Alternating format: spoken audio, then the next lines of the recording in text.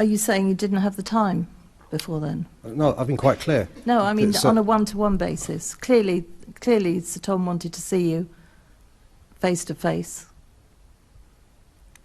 I've been quite clear. Sir Tom was given copious amounts of documentary material. Yes, no, you said that. I'm just asking about you actually meeting him. As I've been quite clear, he was given copious amounts of written material, and when it was clear that he'd ignored, sometimes the only contemporaneous records. We made time, including people coming back from holiday and so forth, to see Sir Tom. May I respond to that? One cannot assess the reliability and credibility of a witness by reading a piece of paper. You need to get them in front of you. You need to look them in the face.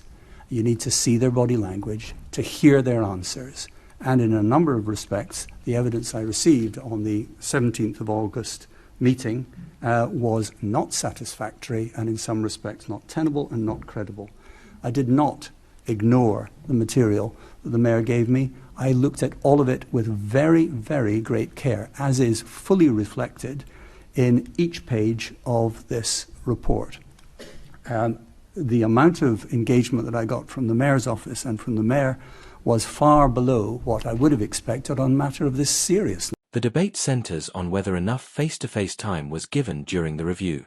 The Mayor argues that he provided plenty of documents and that the reviewer ignored key written evidence.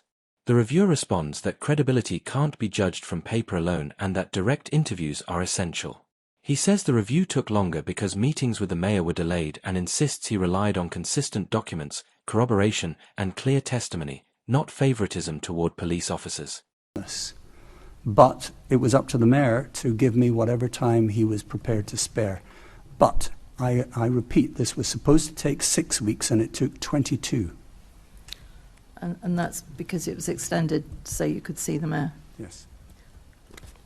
I mean, I've looked up what you were doing in that time, and there was an awful lot of football going on and ABBA concerts, etc. So perhaps you would have had time. Do you regret now that you didn't see Sir Thomas earlier?